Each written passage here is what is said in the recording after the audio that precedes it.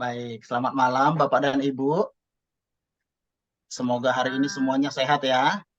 puji Tuhan. Ya, ini menjelang akhir tahun, mau Natalan, ada banyak kendala-kendala, mulai dari sakit, hujan, belum gajian, belum dapat THR, kondisinya campur-campur semua. Tuh, komplikasi tuh Pak.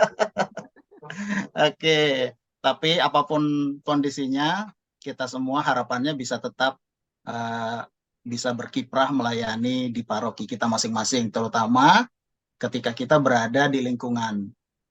Tidak memungkiri kenyataan, sekalipun kita semua aktif di paroki, di dekenat, atau bahkan mungkin di keuskupan, saya hanya selalu mengingatkan siapa saja yang punya itikat yang baik, supaya jangan melupakan lingkungannya. Itu yang paling penting, karena di sanalah kita akan mendapatkan pelayanan yang paripurna. Begitu. Eh, Tadi kalau CV saya dibacakan itu sebenarnya CV abal-abal saja itu ya. Kenapa saya katakan abal-abal? Enggak terlalu apa? Enggak ada yang perlu dibanggakan juga di situ, karena itu bagian dari tugas pelayanan kita begitu ya. Memang sudah kewajibannya kita berada di tengah-tengah umat. Baik, saya akan langsung saja masuk ke materinya. Suara saya tetap terdengar ya, Bapak Ibu? Dengar, Pak. Puji Tuhan. Oke, baik. Eh, Topik pertama kita itu di internal dulu, menggerakkan lingkungan umat basis. Hari Senin kita masuk ke eksternalnya, hidup memasyarakat. Sebagai bagian dari pelayanan gerejawi, hidup menggereja, juga hidup memasyarakat. Refresh saja Bapak Ibu, teori-teori nanti tidak terlalu banyak. Saya luruskan juga bahwa saya tidak mengajar dalam hal ini pada hari ini, tapi kita akan berbagi, saling melengkapi, saling menguatkan, karena tidak ada rumus yang baku dalam pelayanan di lingkungan. Nggak ada rumusnya ya, 1 tambah 1 sama dengan 2. Akar kuadrat dan lain-lain itu tidak baku. Semua tergantung karakter lingkungan, karakter masyarakat, karakter umat yang kita layani. Sebagai refresh saja, bagian dari tugas perutusan kita sebagai umat Kristiani. Begitu kita menerima rahmat baptisan, tentu saja secara otomatis tugas-tugas ini, 3 tugas ini langsung dilekatkan kepada kita. Tugas sebagai imam yang menguduskan, tugas sebagai raja menggembalakan, tugas sebagai nabi mengajar. Saya percaya Bapak Ibu menguasai 3 tugas ini. Dalam ketentuan Gereja Katolik, dalam undang-undangnya Gereja Katolik itu, di Kanon 129, tertulis bahwa gereja itu punya kuasa pemerintahan. Orang yang ditunjuk untuk menerima kuasa pemerintahan gerejawi itu adalah para imam, bapak-bapak kita yang menerima tahbisan suci. Mereka inilah yang secara hukum gereja dengan penetapan ilahi menerima tugas kepemimpinan itu. Maka sebagai awam kita harus taat kepada hierarki. Tapi meskipun demikian, dalam pelaksanaan kuasa tersebut, kita para awam, orang-orang yang menjadi bagian gereja ini, gereja Katolik, kita adalah partner kerjanya para imam. Partner kerja. Jadi kita juga punya bagian dalam bekerja bersama-sama dengan para imam dalam kesatuan sebagai anggota gereja. Ini dulu yang perlu kita refresh supaya kita tidak merasa, karena ini penting. Kenapa saya katakan penting? Dalam beberapa kondisi, dalam beberapa kasus, awam bisa lebih powerful daripada kaum tertahbis. Dan sebaliknya juga, kaum tertahbis jauh lebih awam jadinya daripada awam sendiri. Artinya, tugas-tugas tanggung jawab yang melekat itu tidak sepenuhnya diamanahkan dalam tugasnya sehari-hari. Jadi kadang-kadang kaum tertabis terkesan seolah-olah di luar dari pelayanan Ekaristi, justru terkesan lebih awam, menjalankan tugas-tugas awam, tetapi orang awam sebaliknya malah menjadi lebih lebih imam ya, lebih tertabis ya, bahkan pastor-pastor dikendalikan olehnya begitu. Nah, kalau pastor sampai bisa dikendalikan oleh umat seperti ini, maka perlu refresh di dua belah pihak. Semuanya harus diingatkan kembali mana yang menjadi bagian-bagian tugasnya, pokok-pokok tugasnya, sehingga pelayanan gereja bisa berjalan sesuai dengan jalurnya. Nah, dalam pengambilan tugas masing-masing, baik kaum tertabis maupun awam, ini semuanya sama rata, kedudukannya sama semua. Hanya yang membedakan adalah ketika pastor nanti mengenakan kasula, memakai stola, dan berdiri di atas altar, maka dia menjadi persona in Christi. Ya, disitulah perbedaannya kita. Dan ada satu hal lagi yang membedakan, yaitu rahmat tahbisan itu. Itu selebihnya kita punya tugas yang sama dalam membangun gereja. Tidak hanya membangun gereja, tetapi melaksanakan 3 tugas tadi. Menjadi imam, nabi, dan raja. Dalam banyak tempat, seharusnya, secara umum ya, seharusnya posisi gereja kita itu seperti ini. Kristusentris. Artinya Kristus yang berada di tengah-tengah. Semuanya kiblatnya ke Kristus. Tapi dalam prakteknya sampai dengan saat ini masih kelihatan sekali juga. Yang terjadi bukan Kristusentris. Ada yang ketua lingkungan sentris, ada yang ketua wilayah sentris, ada yang DPH sentris, ada yang pastor sentris, begitu ya. Semua mencari peran masing-masing. Semua mencari panggungnya masing-masing. Itu ya. Ini yang perlu menjadi catatan kalau seandainya itu terjadi di paroki kita. Harus segera diperbaiki, segera ditegur kalau memang ada yang perlu diperbaiki, supaya semua kembali ke jalur yang semestinya. Gereja sebagai Kristus sentris, semuanya berpusat kepada Kristus. Sehingga Kristuslah yang tampil di sana, yang tampak. Dan kita semua ini hanya pelayan-pelayannya. Kalau Santo Paulus, saya agak lupa siapa yang mengatakannya. Kita menjadi kesetnya Tuhan saja juga tidak layak. Menjadi alas kakinya saja tidak layak.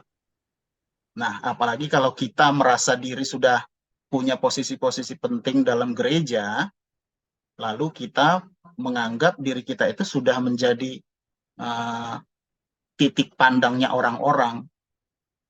Saya pernah diberitahu bahwa berada pada titik tengah, kita menjadi pusatnya, lalu kita menyebutnya sebagai egois, begitu ya, egois. Egois, kita berada di tengah-tengah, menjadi pusat perhatian, orang lain melihat kita, lalu kita menuntut dari orang-orang yang berada di pinggir lingkaran, menuntut diperhatikan, menuntut dihargai, menuntut diucapkan terima kasih, menuntut imbalan, begitu ya, meskipun kadang-kadang tidak terang-terangan, dan tuntutan-tuntutan lain. Malah gereja menjadi lahan panggung, mencari nama, mencari pamor, bahkan juga mungkin mencari penghasilan, begitu ya. Nah itu, jadi kalau sudah demikian, maka yang terjadi bukan lagi Kristusentris, tetapi egosentris. Nah, dalam pelaksanaan tugas-tugas kepemimpinan, ya, yang partisipatif antara imam dan awam, supaya bisa lebih bekerja sama dengan baik, maka perlu ada satu komunitas yang kita sebut sebagai Dewan Pastoral Paroki. Istilah kerennya sehari-hari itu Dewan Pleno, yang terdiri dari ketua lingkungan, ketua wilayah, ketua seksi, ketua kelompok kategorial, para ketua wilayah, kemudian ketua-ketua seksi, dan para DPH, termasuk pastor sebagai kepala paroki, kepala DPH. Nah, itu semua berada dalam satu komunitas yang disebut Dewan Pastoral Paroki, Pleno. Nanti ada yang lebih kecil isinya, artinya di sana minus ketua lingkungan, yang disebut Dewan Paroki Inti. Ada lagi yang lebih ke atas lagi, yang lebih mengerucut, jumlahnya hanya sedikit, Dewan Paroki Harian. Udah, itu yang tertinggi di lingkungan.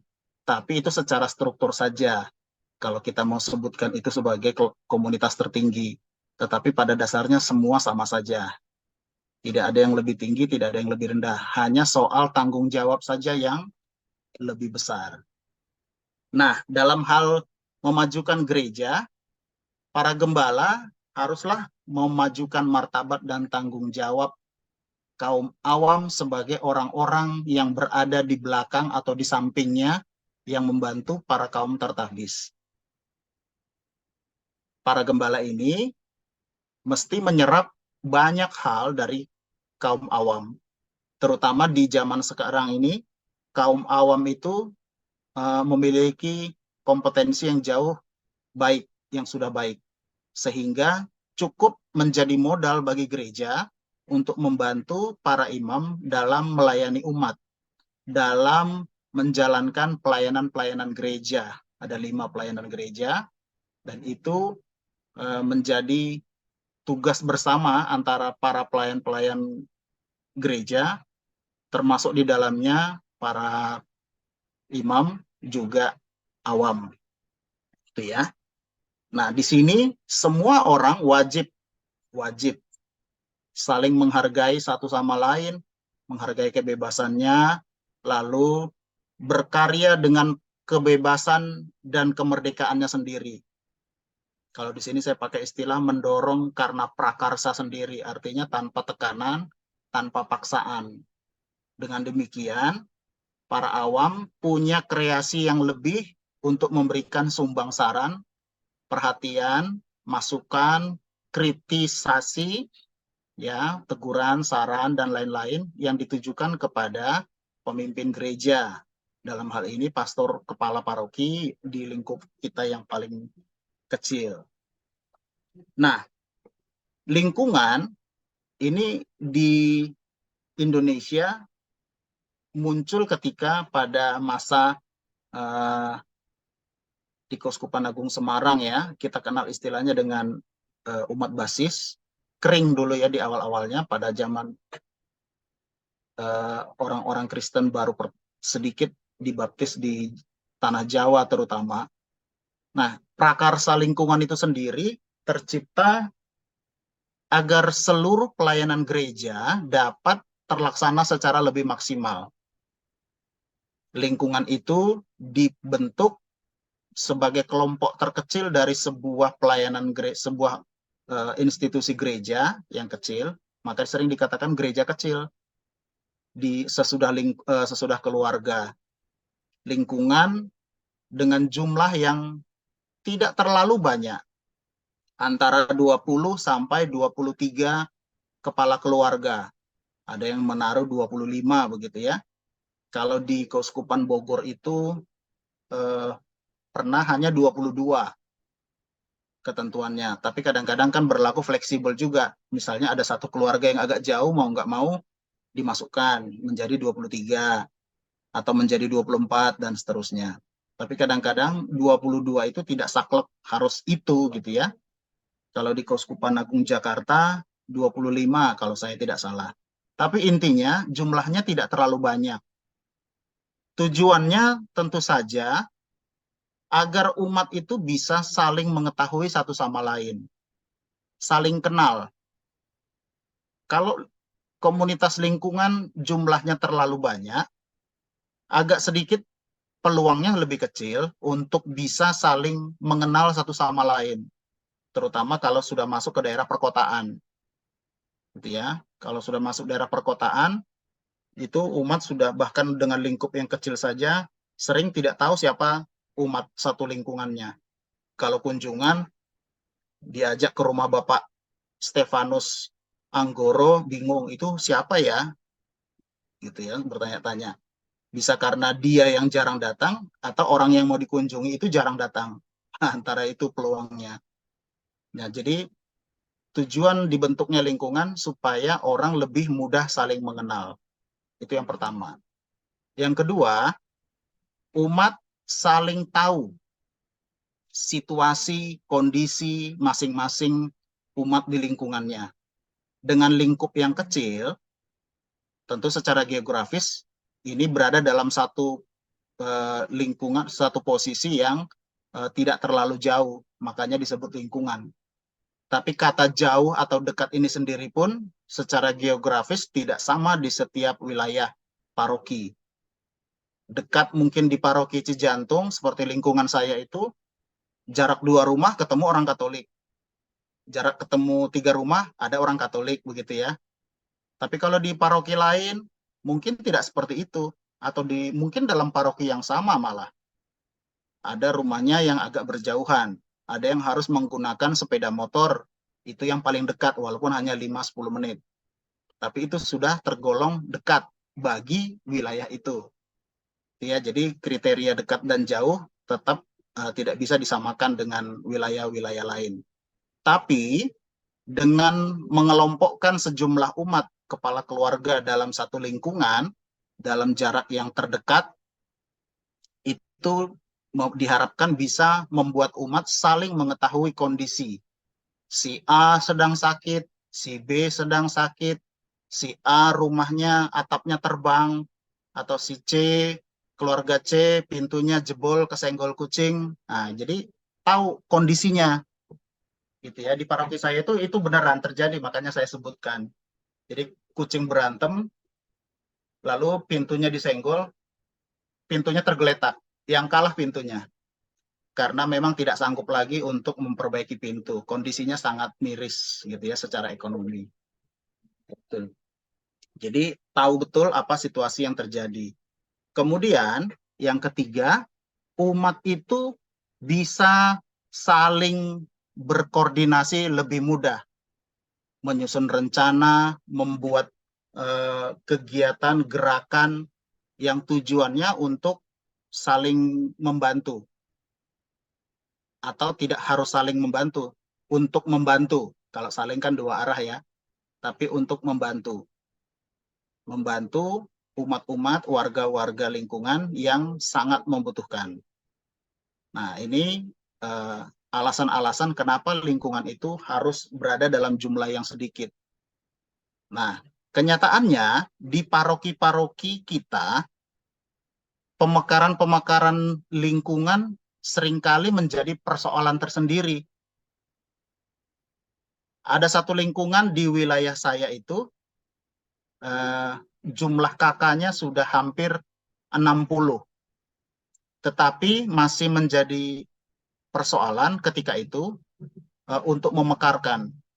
Banyak alasannya banyak. Dari mulai yang rasional sampai yang nggak rasional, semuanya dikeluarkan. Intinya mereka tidak mau pemekaran, nggak mau repot-repot. Nah, selidik punya selidik, salah satu yang menjadi alasannya adalah jangan sampai di antara mereka ada yang ditunjuk menjadi ketua lingkungan dan pengurus-pengurusnya.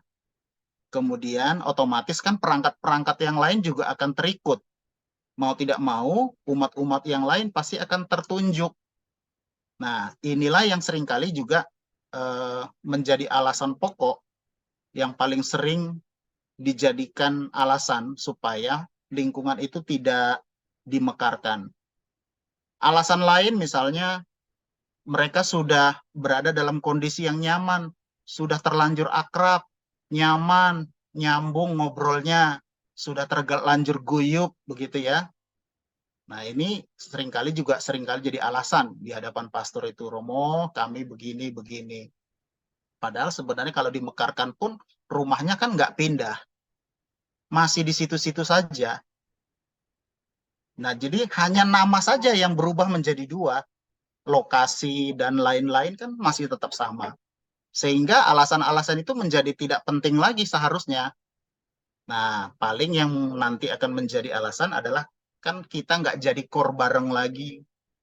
Kan kita nggak jadi sama-sama lagi. Padahal ketika menjadi satu, dikumpulkan juga susahnya bukan main. Nah, begitu ya. Tapi namanya juga cari alasan ya. Sah-sah saja ya, namanya juga alasan. Begitu. Nah, itulah yang seringkali menjadi pernak-pernik kita di lingkungan. Tentu saja kita lingkungan ini berkaca pada kondisi gereja perdana, di mana umat-umat Kristen ketika itu semua hidup dalam satu persekutuan yang hidupnya atau coraknya atau keadaannya seperti yang kita tiru, yang kita praktekkan dalam kegiatan di lingkungan. Tentu kondisinya akan berbeda, konteksnya juga berbeda, latar belakangnya juga akan berbeda. Tapi paling tidak apa yang terjadi pada zaman gereja perdana, itulah yang menjadi panduan kita, yang kita teladani, yang kita ikuti sampai dengan saat ini. Sampai dengan saat ini. Nah, kira-kira kalau dilihat foto ini pelantikan salah satu paroki DPH-nya ini. DPH-nya, tapi DPH-nya cukup banyak sekali ya. Di Alam Sutra itu jumlah DPH-nya berapa Bapak Ibu? Ada yang tahu nggak? Mungkin ada DPH-nya malah di sini.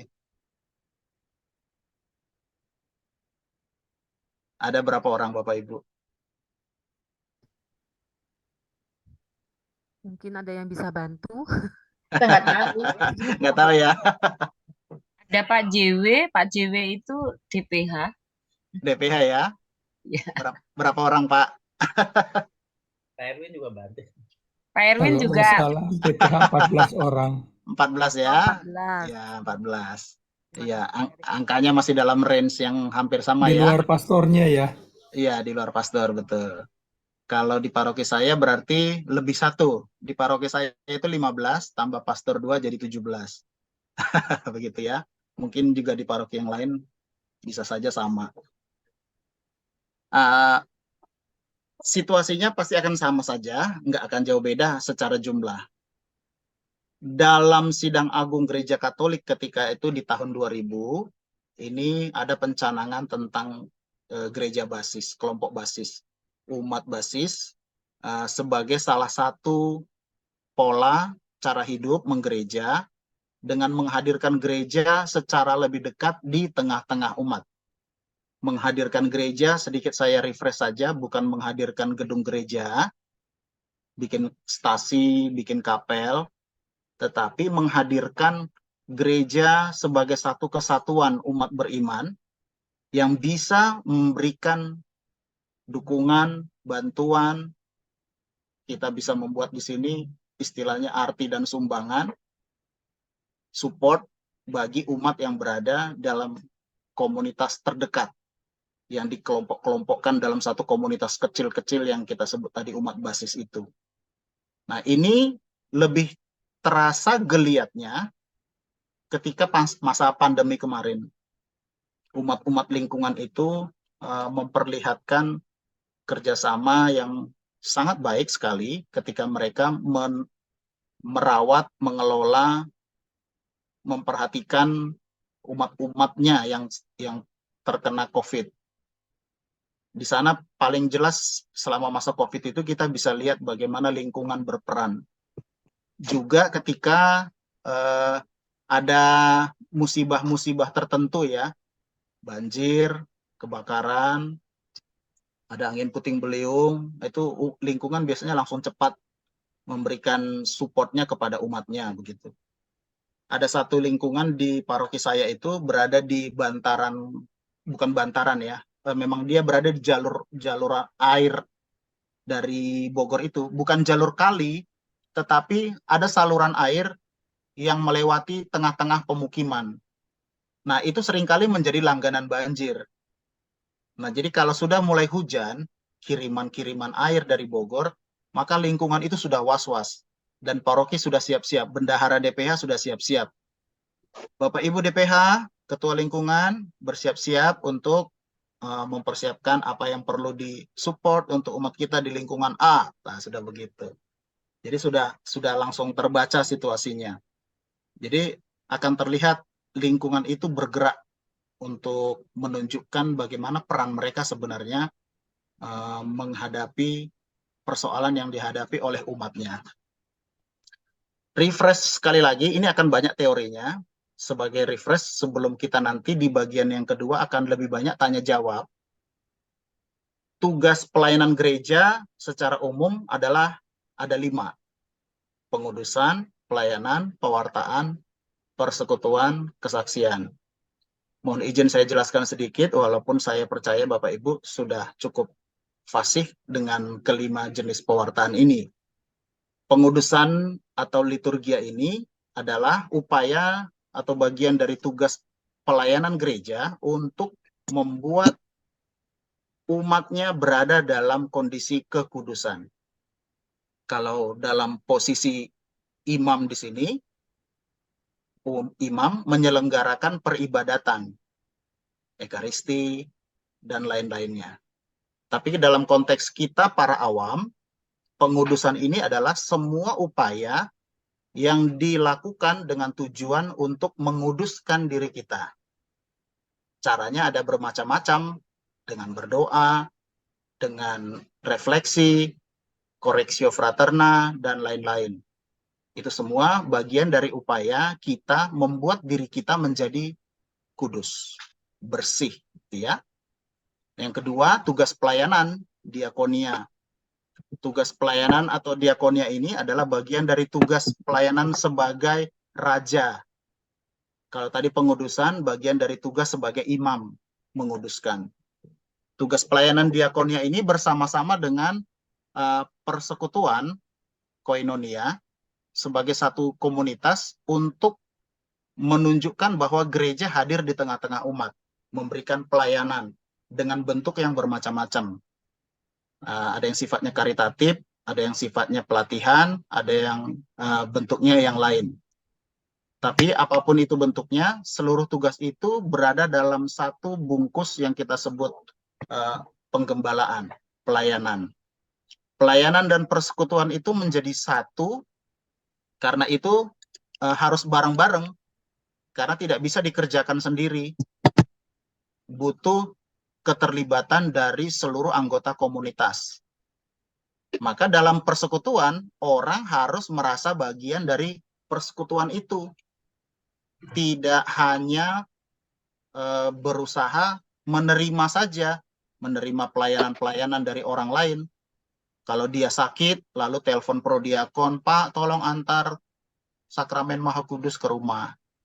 Begitu sembuh, nggak muncul lagi di lingkungan. Begitu juga kalau pelayanan-pelayanan sakramen, maunya dilayani ketika dia memerlukan surat baptis atau memerlukan surat komuni pertama, krisma, perkawinan. Wah, datanglah dengan senyum-senyum ke ketua lingkungannya, minta dilayani. Tapi setelah pelayanan itu diterima, sudah nggak kelihatan lagi. Nah, itu karakter umat kita ini, umat kita, umat Katolik, yang hanya mau dilayani. Padahal bagian dari tugas kita sebagai umat Kristiani, kita yang harusnya juga ikut melayani, bukan menerima pelayanan atau dilayani. Nah, maka nomor 2 dan 4 ini menjadi satu kesatuan. Kemudian tugas ketiga dan tugas kelima ini juga sama. Meskipun nanti yang kelima ini akan mengayomi semuanya, tapi dalam hal pewartaan, gereja selalu hadir untuk memberikan dukungan, pembekalan, pendampingan kepada umatnya. Ketika akan menerima baptisan, umat didampingi, dibekali dengan pengetahuan-pengetahuan iman, sehingga dia menjadi orang Katolik itu tidak hanya sekedar menjadi orang Katolik, tetapi sungguh-sungguh tahu apa yang harus dikerjakan sebagai orang Katolik. Ada pertanyaan ketika saya memberikan rekoleksi, Pak, ini apakah menjadi kewajiban? Saya harus ikut rekoleksi, saya harus ikut ini, itu, dan seterusnya. Kemudian saya tanya, apakah Bapak Ibu tidak merasa bahwa ini penting untuk diterima, untuk dikerjakan? Menjadi orang Katolik tidak cukup hanya menerima air baptisan, kan begitu. Tapi ini yang menjadi perspektifnya umat kita, terutama pasangan-pasangan muda di zaman sekarang. Bahwa menjadi Katolik, dibaptis, melakukan perbuatan baik, selesai perkara. Lalu kemudian dalam prakteknya menjalankan tugasnya sebagai orang Katolik, mulailah terbata-bata. Masuk gereja bingung mau ngapain, paling dia tinggal cari tempat duduk berdoa. Beribadat, tinggal celingak-celinguk, lihat kiri dan kanan, tiru apa yang dikerjakan orang lain. Di lingkungan, nggak pernah kelihatan dalam doa-doa APP. Nah itu ya, karena pengetahuan kurang, merasa bahwa apa yang didapat tidak terlalu merupakan suatu kewajiban, sehingga pengetahuan itu menjadi sangat minim. Itu ya. Nah, tugas gereja di sini adalah mendampingi umat-umat yang seperti ini, supaya semuanya punya pengetahuan yang cukup. Kalau tidak punya pengetahuan, bagaimana umat bisa melakukan? Kalau sudah melakukan, bagaimana bisa menghayati? Kalau belum bisa menghayati, bagaimana bisa mengamalkan? Kan begitu ya prosesnya. Jadi semuanya didahului dengan pengetahuan. Nah ini yang perlu disiapkan, termasuk juga ketika ketua lingkungan berhadapan dengan umat-umat seperti ini. Ketua lingkungan perlu mendapatkan atau memastikan umat-umat itu mengetahui apa yang menjadi hak dan kewajibannya. Terutama kewajibannya sebagai bagian dari sebuah komunitas.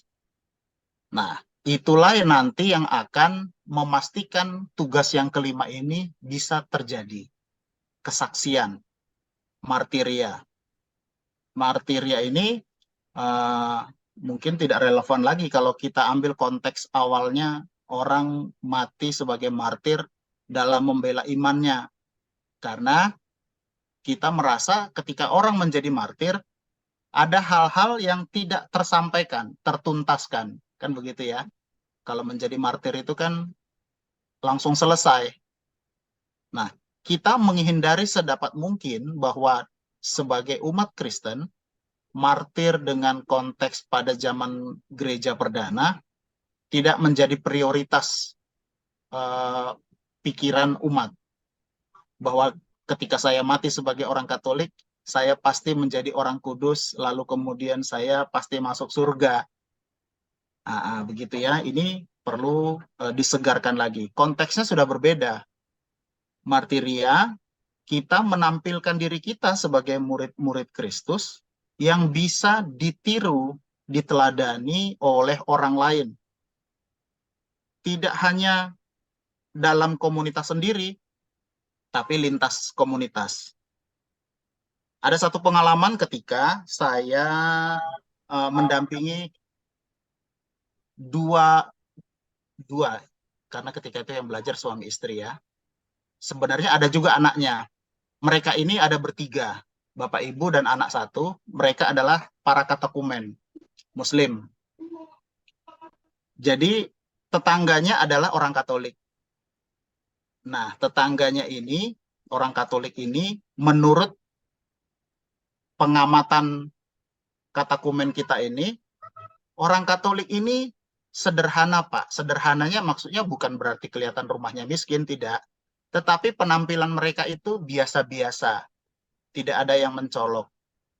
Kalau mereka ke gereja, ya mereka rapi, ganteng, cantik begitu ya, karena pakai kemeja, bapaknya pakai batik, ibunya pakai baju long dress, pakai sepatu begitu ya, ada anaknya juga ikut. Tapi dia hanya senang melihat cara mereka berpakaian ketika ke gereja. Kedua, sehari-harinya mereka itu di dalam rumah tidak ada terdengar pertengkaran yang hebat. Meskipun mereka tahu mereka itu tidak terlepas dari persoalan-persoalan hidup sehari-hari, tetapi mereka melihat keluarga itu cukup menarik untuk dilihat sehari-hari. Yang ketiga, dalam beberapa pertemuan di rumah itu seringkali berkumpul umat Katolik lainnya. Ya mungkin APP, Rosario, bayangan saya begitu. Jadi menurut keluarga ini, mereka itu rajin berkumpul, Pak. Mereka berdoa, habis itu makan bareng. Ya memang sih di tempat saya, agama saya juga begitu. Kalau wiritan, kalau kegiatan-kegiatan lain juga begitu. Habis doa, ya acara makan-makan juga. Lebih kurang sih mirip-mirip. Cuman kelihatannya kalau orang Katolik ini lebih spesial. Itu di mata mereka. Nah, Bapak Ibu percaya atau tidak, itu menjadi alasan mereka bedol desa, satu keluarga masuk menjadi Katolik. Kasus yang lain misalnya, ada pasangan, oh bukan, belum pasangan, ini karena masih orang muda. Orang muda, satu laki-laki, dua perempuan. Setiap Sabtu, mereka ini rajin ke Keuskupan Agung Jakarta, ke katedral. Di sana kan ada Gua Maria ya. Nah, yang satu ini seorang Katolik, perempuan. Yang lainnya satu orang Konghucu, yang satunya Islam, Bandung. Nah, mereka bertiga ini sepertinya berteman baik. Yang dua menemani teman yang satu untuk berdoa sebelum pulang kerja, doa dulu di Gua Maria. Nah, mereka menunggu dari jarak yang jauh. Lama-lama minta izin, bisa nggak duduk bareng? Setelah duduk bareng, lama-lama minta diajarin, boleh nggak ikut doa juga? Lalu diajarin. Nah, lama-lama yang dua orang minta bagaimana caranya supaya bisa masuk. Prosesnya sekitar 6-7 bulan. Lalu kemudian mendaftar ke katedral, tidak ada pelayanan penerimaan katekumen pada saat itu. Lalu entah mengapa mereka bisa sampai ke paroki saya. Nah, di paroki saya diterima. Mulailah mereka menjalani persiapan yang dua orang. 13 bulan sebagai katekumen, keduanya menikah. Yang satu Konghucu, yang satu Islam, kedua-duanya menikah secara Katolik. Nah, mungkin pengalaman Bapak Ibu juga ada yang lebih kurang sama seperti itu. Tetapi apa yang mau saya sampaikan adalah mengenai kesaksian itu. Kadang-kadang kita tidak merasa bahwa apa yang kita lakukan seringkali menjadi hal yang menarik bagi orang lain. Sehingga bagi orang lain itu perlu ditiru. Sederhana. Sama seperti kalau kita melihat cara-cara Tuhan bekerja dalam diri kita, seringkali dengan cara-cara yang sederhana, yang di luar dari perkiraan kita. Nah, gereja menekankan sekali bahwa model-model kesaksian seperti ini haruslah menjadi budaya, habitus yang terus-menerus kita giatkan. Tidak hanya dalam diri kita secara personal, tapi juga menjadi kebiasaan hidup dalam komunitas-komunitas. Orang Katolik sendiri seringkali merasa bosan. Aku doanya begini-gini saja. Lalu saya paling kalau kumpul-kumpul APP ya begitu saja. Kita menganggap itu terasa membosankan. Bagi orang lain di luar komunitas kita itu menjadi hal-hal yang menarik. Di paroki saya tahun 2019 35 katekumen, 2020 27, 2021 17, 2022 sekitar 20 berapa begitu ya, dan yang terakhir ini 27. Dan itu berasal dari mana saja masuk kita terima. Nah, dari sini kita bisa melihat bahwa gereja begitu menarik untuk dilihat oleh orang lain. Nah, kita yang berada di dalam ini hendaknya juga ikut bersama-sama bertanggung jawab, memastikan diri bahwa apa yang kita kerjakan di gereja, di dalam gereja kita ini dapat menjadi bagian dari pewartaan kita, bagian dari kesaksian kita sebagai umat Kristiani, murid Kristus. Inilah bentuk pelayanan yang sebenarnya pelayanan sederhana tetapi menjadi bintang bagi orang lain. Ini hanya tampilan penjelasan saja, liturgi, peribadatan, kerikma, koinonia, pelayanan diakonia, begitu seterusnya. Ini hanya penjelasannya tadi, sudah saya jelaskan secara lebih gamblang ya. Ini model zaman gereja perdana, ini model zaman sekarang. Konteksnya bisa berbeda, tetapi isinya, maknanya tetap sama. Jadi sesuai dengan perkembangan zaman kita. Nah, dalam pelaksanaannya, tentu saja tidak ada yang mulus-mulus seperti jalan tol. Jalan tol saja bisa macet, ada hambatannya. Nah, dalam pelayanan kita pun di lingkungan, kita pasti juga akan menemukan ragam hambatan, ragam kesulitan. Nah, di zaman sekarang seperti ini, poin-poin merah yang Bapak Ibu lihat di layar ini yang menjadi kesulitan-kesulitan kita, terutama yang berasal dari luar.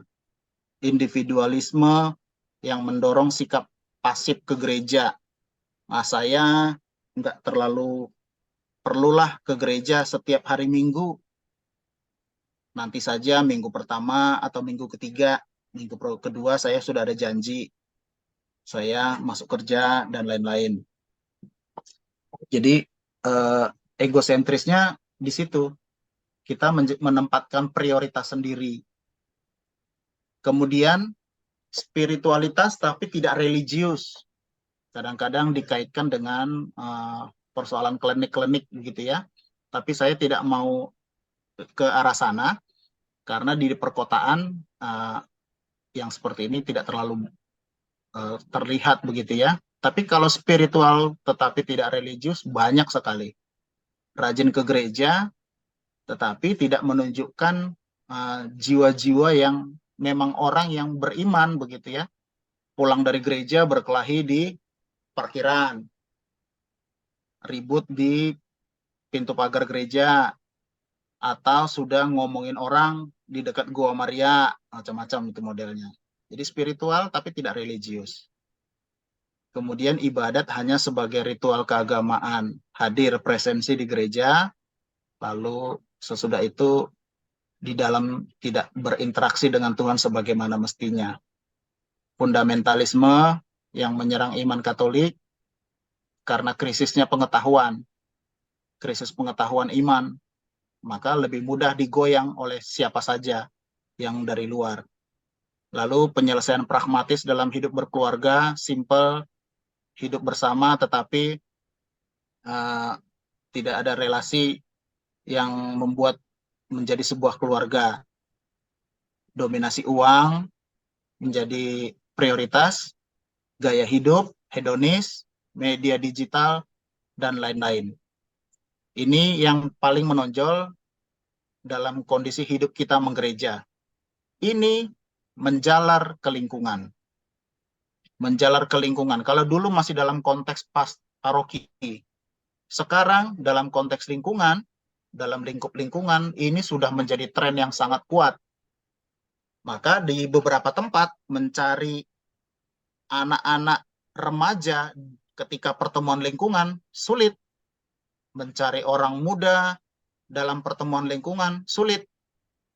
Terutama kalau misalnya satu wilayah tertentu mendapat tugas sebagai panitia Paskah atau panitia Natal, maka yang bekerja adalah Bapak Ibu yang sudah sepuh-sepuh. Mereka-mereka yang bekerja, yang muda, wah sibuk, lagi rapat, lagi dalam perjalanan, tugas keluar kota, dan seterusnya.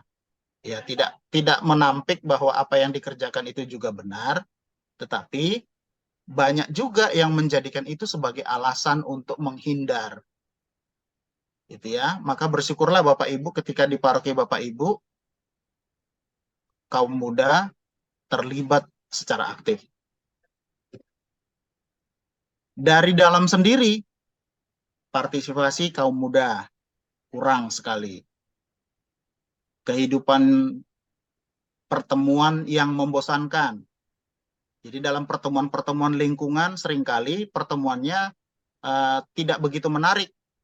Fasilitator menjadi fasilitator kitab suci, menjadi pemimpin ibadat, seringkali membosankan umat. Tidak ada kegiatan yang membuat hal-hal yang baru.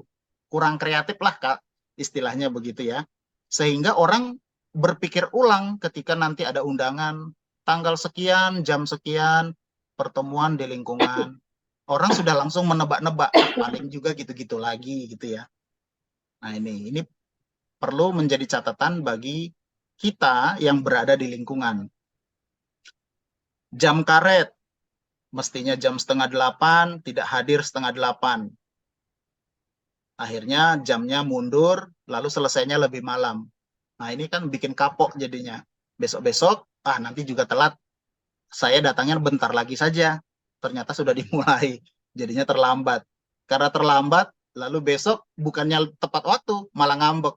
Besok saya datangnya nggak usah datang lagi deh, begitu ya. Ada juga yang begitu.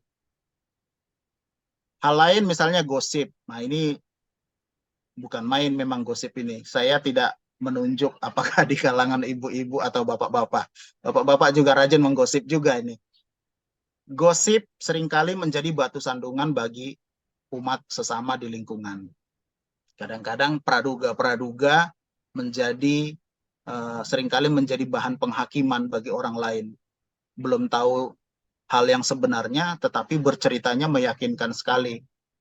Lalu orang lain merasa tersinggung, lalu besok-besok nggak hadir. Atau kalau dia datang terlambat, dikatakan tumben kok terlambat, lalu besoknya nggak datang, ngambek juga. Canda, dalam komunikasi sehari-hari, bercanda, ada orang yang dalam kondisi siap mendengar candaan, tapi ada juga yang nggak siap. Nah, kita belajar nih membaca situasi. Ketika orang tidak memberi respon yang baik, ketika dicandain, kita harus cepat-cepat peka.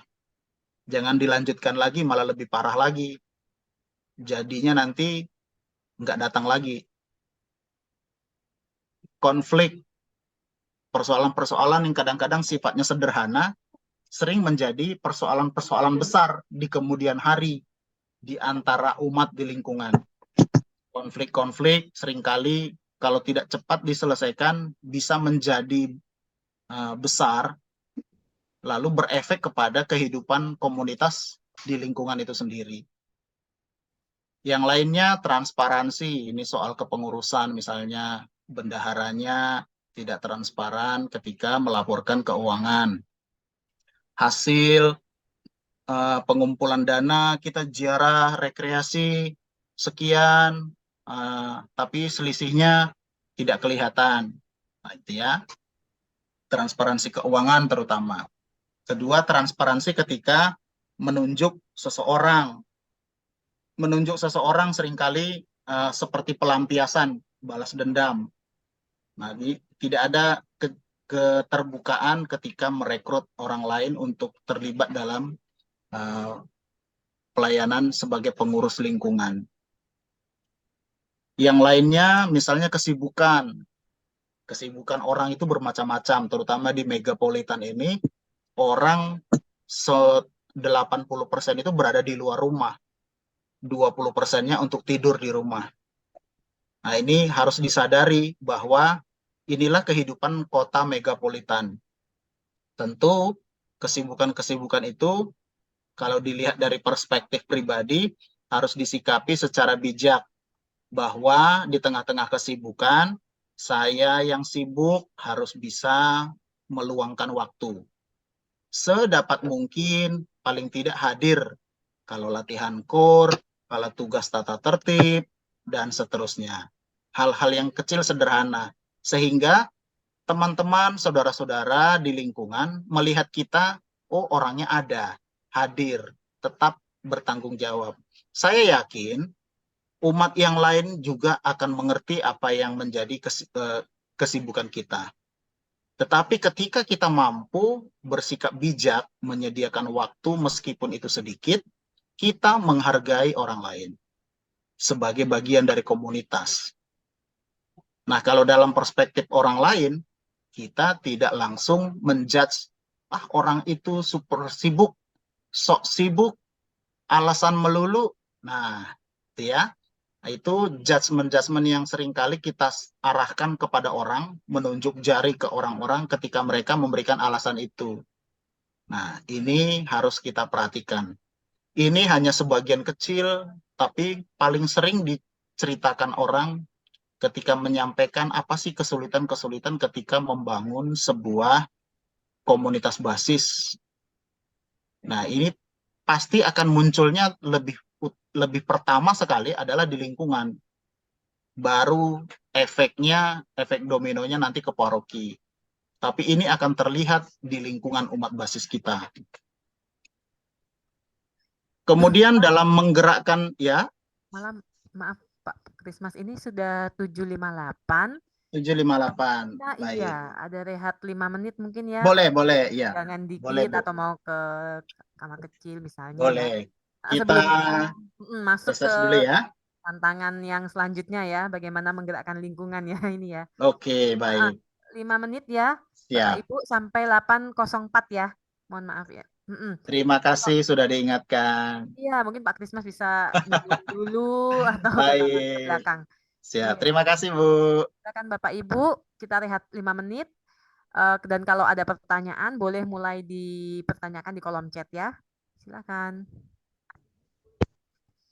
Pak Krismas sudah hadir kembali bersama kita. Iya, ini sinyal saya agak miring ini. Malah diam semua. Oh iya, tadi saya juga beberapa kali. Oke Pak, siap lanjut untuk mendengarkan kembali tentang bagaimana kita menggerakkan ya tadi ya, menggerakkan lingkungan. Ya, Dan sempat kelihatan tadi slide. Betul. Ya. Ini kondisi ideal nih Bapak Ibu. Kalau dilihat ini perfectnya kira-kira begitulah, walaupun nggak perfect banget ya.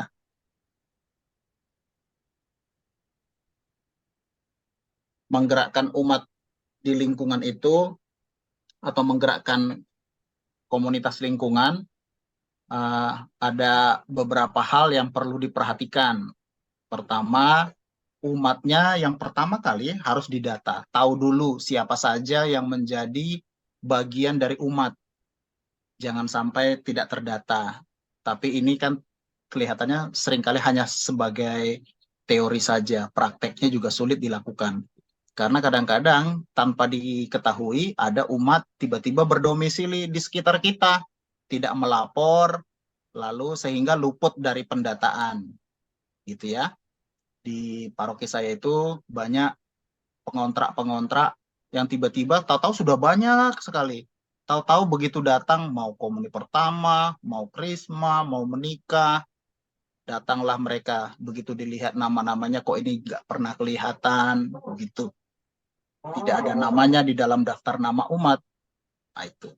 Jadi pendataan umat menjadi penting, saling mengingatkan dengan umat yang lain supaya bisa saling cek dan recheck di lingkungan RT, RW, tanya-tanya, ada anggota baru, ada pengontrak baru, Katolik atau bukan, nanti kan bisa say hello, tanya-tanya dengan cara yang kreatif untuk bertanya, Katolik atau bukan, tinggal di mana. Nah, itu perlu dirangkul. Kita yang menjadi bagian dari pengurus lingkungan harus proaktif di tengah-tengah kesibukan kita. yang tadi sering pulang malam, sering jarang juga bertemu dengan umat, tetapi sebagai pengurus lingkungan tetap perlu mengupayakan ini. Kedua, menghidupkan suasana lingkungan yang bersahabat, penuh kasih, terutama ketika menyelenggarakan ibadat. Kreativitas fasilitator menjadi penting supaya ini menjadi di antara kutip jaminan nih, jaminan umat datang lagi. Meskipun kita tidak bisa memaksakan umat harus datang dengan kesadaran sendiri karena dia butuh pendalaman iman begitu. Itu kondisi ideal. Kita tidak bisa mengharapkan umat punya kesadaran itu seluruhnya. Jadi mau tidak mau kita harus berupaya supaya situasi yang ada benar-benar mereka nikmati, gitu ya. Di kelompok-kelompok lansia, seringkali orang bingung mau ngapain ya, saya pendalaman iman, KKS, APP, gokil, dengan mayoritas umatnya lansia gitu. Bingung mau ngapain, kreativitasnya kayak apa. Kalau ada anak-anak masih enak ya, masih bisa diajak bermain. Nah, kalau oma-opa diajak bermain, tiba-tiba sakit jantung, urusannya jadi panjang. Nah, itu. Kemudian kreativitas, inspiratif. Nah, ini juga menjadi sama seperti tadi. Kita dituntut bisa membuat satu terobosan-terobosan yang baru. Tidak selalu harus setiap pertemuan baru, tetapi paling enggak orang nggak bosan, umat nggak bosan. Sehingga pertemuan itu bisa dirindukan setiap waktu. Aktif, informatif, ini terutama pinter-pinternya pengurus lingkungan supaya bisa hidup, terutama kalau di grup WA nih. Rajin-rajin menyapa, rajin-rajin menyampaikan sesuatu. Tapi nih, informatifnya itu jangan melulu misalnya renungan pagi, itu saja andalannya. Renungan pagi kadang-kadang kita bisa terima dari beberapa grup komunitas ya. Nah, di grup lingkungan dikurangi, karena mungkin dari tempat lain sudah ada, kita tidak menambah grup-grup itu dengan renungan, tetapi kita berikan informasi-informasi yang penting sesuai dengan kebutuhan umat.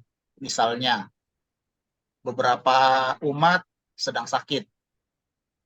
Kita bisa memberikan informasi tentang obat-obat misalnya.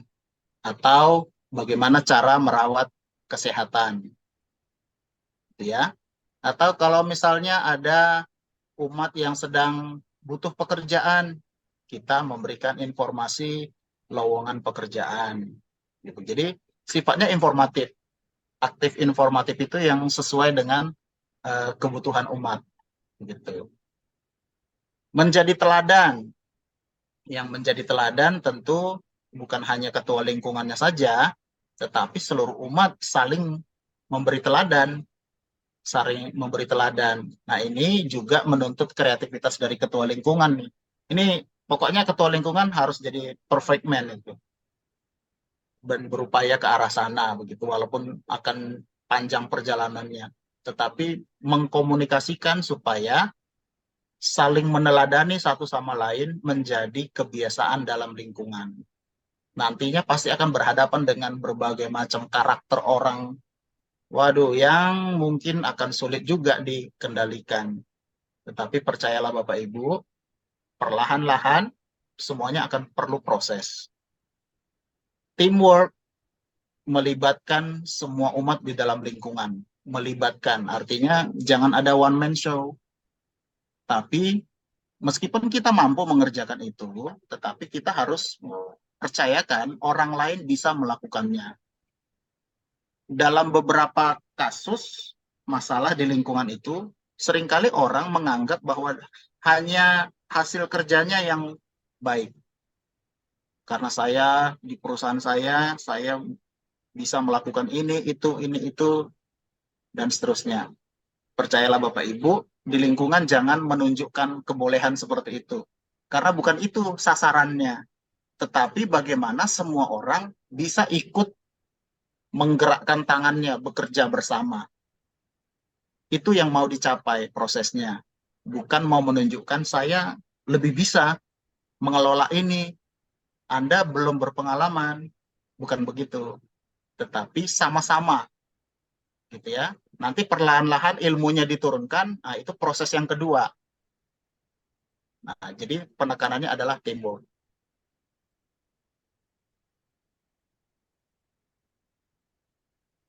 Kita sampai ke tanya jawab. Bagian pusingnya tujuannya mengarah ke jempol 2. Nah, monggo kita bisa saling sharing, berbagi pengalaman, mungkin bisa saling melengkapi, saling menguatkan satu sama lain. Waktu sementara saya serahkan ke Bu Lia. Oke, terima kasih Pak Krismas. Kayaknya sudah mulai muncul beberapa pertanyaan nih Pak. Nah, Bapak Ibu, saya langsung bacakan ya. Mungkin nanti akan selanjutnya akan menyusul mungkin diskusinya atau sharingnya dari Bapak Ibu juga. Pertanyaan dari Bu Vega. Bagaimana mengajak umat baru untuk mau ikut acara-acara lingkungan? Karena kita kadang sudah menyapa, tapi kepala keluarga menyatakan belum pernah aktif terlibat di lingkungan sebelumnya, jadi menyatakan tidak mau terlibat. Bahkan kita mau anaknya ikut biar lingkungan juga, tapi tidak pernah mau membawa anaknya ke kegiatan dia juga. Mohon sharingnya, Pak. Terima kasih. oke, baik. Saya langsung jawab dulu ya. Ya. Ini juga pengalaman pernah terjadi. Tapi mungkin juga treatmentnya enggak mesti harus selalu sama. Karena beda tempat pasti akan beda treatmentnya juga.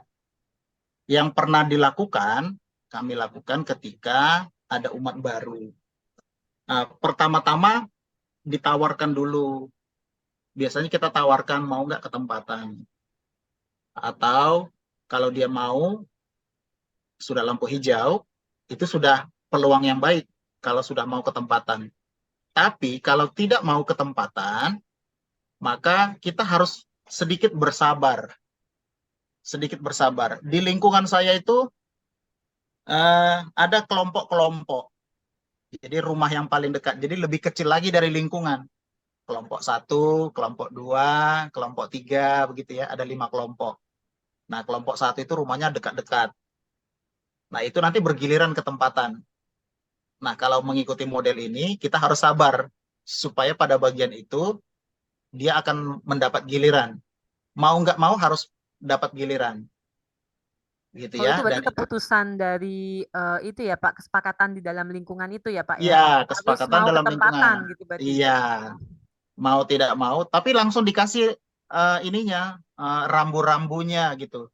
Jangan rambu yang memberatkan, tetapi rambu yang meringankan. Misalnya, jangan repot-repot, jangan memaksakan diri. Kita tidak perlu konsumsi misalnya. Kadang-kadang kan orang malas ketempatan kalau harus dibebankan konsumsi, begitu ya. Nah, itu harus jadi rambu yang meringankan dulu. Sehingga orang akan dengan siap sedia menerima. Biasanya cara ini akan manjur ketika di bulan Maria. Bulan Maria itu bergiliran setiap malam. Nah, kalau itu bisa diterapkan, itu bisa mempercepat prosesnya. Lalu melibatkan anak-anak misalnya.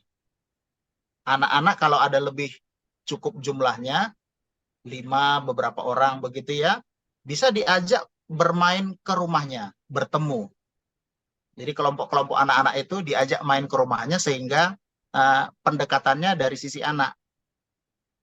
Pendekatannya dari sisi anak. Baru nanti lama-lama kalau diterima, biasanya sih orang pasti akan menerima.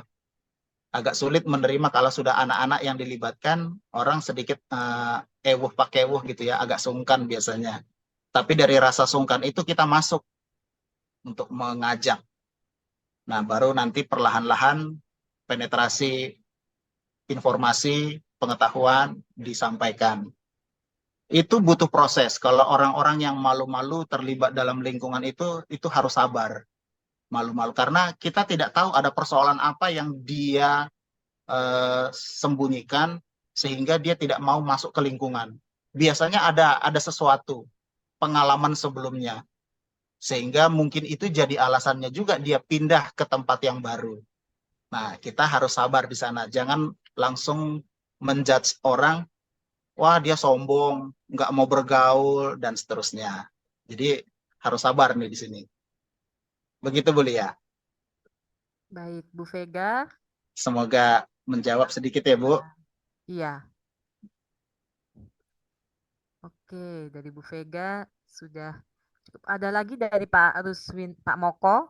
Pak Moko. Ya, bagaimana menyatukan umat yang berbeda kelompok umur saat pertemuan lingkungan, khususnya pendalaman iman? Ya, ini menarik nih. Di lingkungan saya itu 80% adalah lansia. Lansia, ABG. Lingkungan saya itu lingkungannya Romo Rudi. Orang tuanya Romo Rudi. Kita bertetanggaan. Nah, karena purnawirawan, lansia-lansia yang usianya sudah 60 ke atas.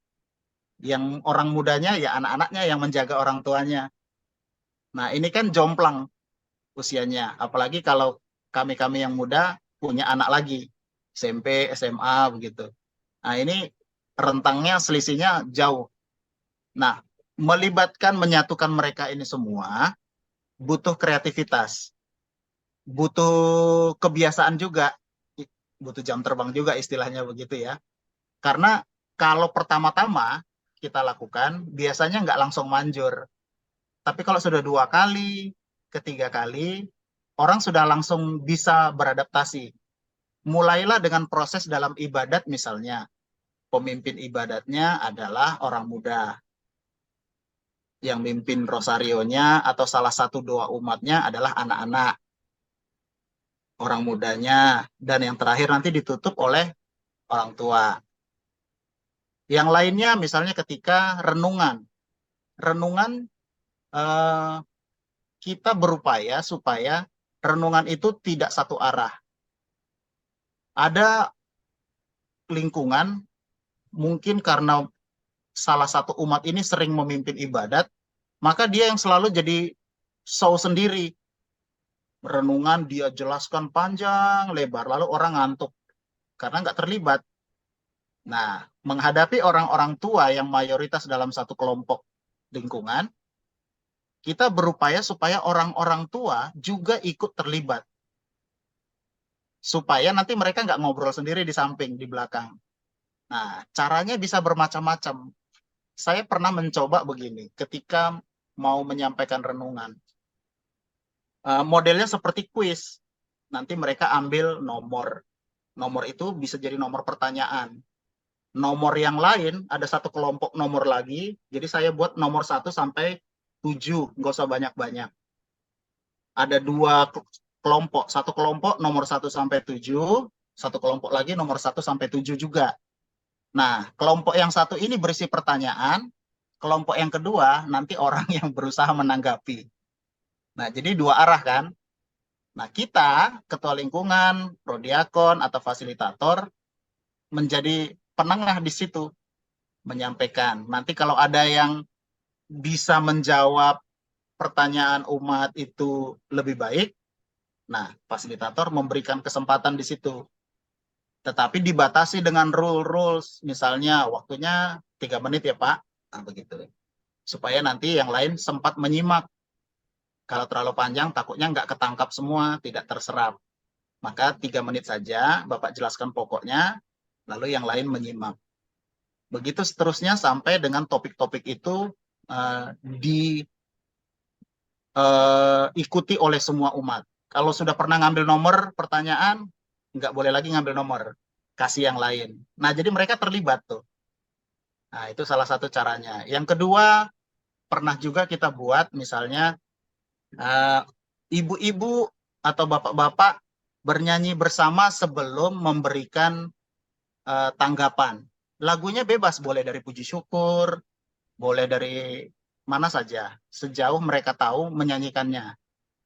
Boleh sendiri, boleh berdua, boleh ngajak yang lain, sebelum menanggapi. Nah, itu menjadi proses yang menarik juga, sehingga orang tidak monoton. Nah, yang terjadi, interaksi antara yang tua dengan yang muda bisa lebih intens. Jadi kita menciptakan satu ruang, satu momen, di mana mereka mau nggak mau harus berbicara. Itu. Jangan insidental, maka fasilitator perlu mempersiapkan diri.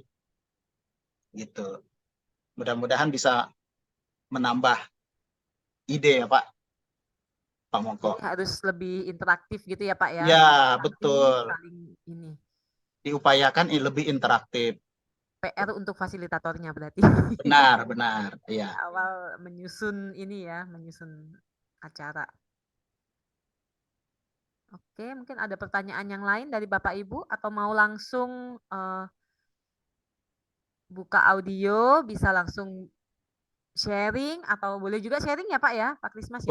Boleh. Kesulitan. Iya, Mungkin kalau benar. tadi saya tanggapin sedikit ya Pak. Tadi kan Pak Krismas sempat bilang, Kaling dituntut jadi teladan. Cuman masalahnya Pak, kadang itu untuk cari mendapatkan seorang Kaling aja tuh susah gitu, yang bersedia gitu.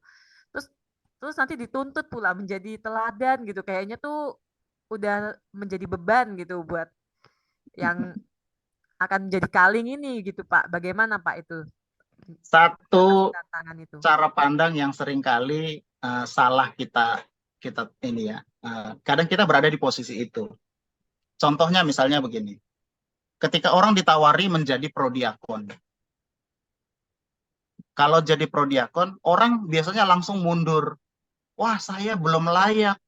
Saya masih banyak dosa. Saya masih mudah tergelincir, begini dan seterusnya.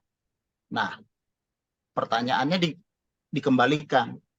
Kira-kira kapan atau pada usia berapa Bapak berada atau Ibu siap tanpa dosa, tanpa kekurangan, tidak pernah melakukan apa kesalahan, tidak akan terpleset lagi sampai ujung nafas kita pun itu pasti akan kita kerjakan. Tetapi momen itu harus menjadi sarana menjadi orang yang baru, sarana menuju keteladanan. Nah, jadi posisi itu atau momen itu menjadi sarana, bukan menjadi titik awal. Kalau titik awal berarti kesannya seolah-olah kita itu sudah bisa diteladani gitu. Jangan begitu. Sampai kapanpun kita akan sulit menemukan orang yang bisa diteladani. Karena kita pun yang sudah ikut kegiatan saja belum tentu kita bisa menjadi teladan yang baik. Tapi kita belajar nih, kalau jadi ketua lingkungan, saya akan berupaya menjadi begitu. Jadi usaha, proses. Kita semua berproses menuju kepada kekudusan, kebaikan. Itu arahnya ke sana. Jadi soal mindset, soal perspektif, cara pandang orang ketika ditawari atau menawarkan diri. Begitu, Bu. Oke Pak, terima kasih. Bapak Ibu mungkin ada yang menanggapi atau mungkin mau sharing atau mungkin mau menyampaikan keluhan-keluhan bagaimana hidup di dalam lingkungan mungkin? Biasanya materi seperti ini Dinamikanya ya.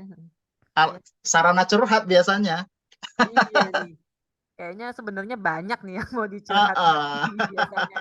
Apa yang dialami dalam dinamika kehidupan di lingkungan ya Pak ya. Betul. Mungkin ada yang Pak Erik. Ya, silakan Pak Terima kasih Erik. Bu Lia izinnya. Ya, Pak. mau sedikit menanggapi.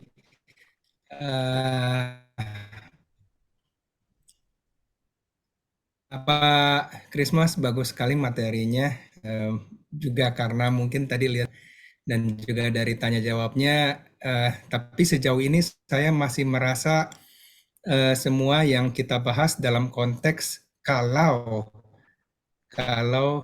forum ini adalah para ketua lingkungan atau pengurus lingkungan. Nah, sementara forum kita saat ini kan para katekis ataupun calon katekis. Maka saya kalau boleh mau berkomentar, saya sendiri belum katekis, tapi saya kepengen jadi katekis suatu saat nanti. Nah, tapi saya sebagai ketua lingkungan. Nah, dalam pengalaman saya sebagai ketua lingkungan, saya merasa paling tidak di paroki saya, support dari para katekis terhadap kehidupan di lingkungan masih kurang. Itu yang saya rasa. Pernah satu waktu saya kepada kepala suku kita, ke Pak Moko, saya pernah menyampaikan gitu. Misalnya begini, Kan katekis itu biasa ya paling enggak baptis bayi, baptis dewasa, komper dan krisma begitu ya. Nah, setiap kali mau baptis, mau komper, mau krisma, umat itu kan datang cari ketua lingkungan minta tanda tangan. Nah, ya kita seringkali kenalnya umat adalah pada saat umat datang minta tanda tangan.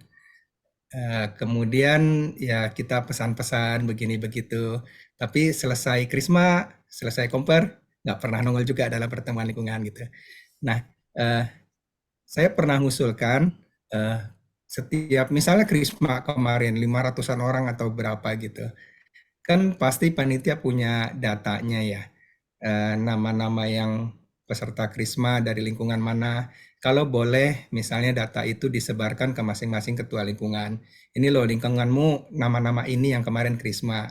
Nah, paling tidak pengurus lingkungannya bisa ya paling tidak mengucapkan selamat di grupnya, kemudian bisa approach untuk kemudian terlibat di lingkungan gitu.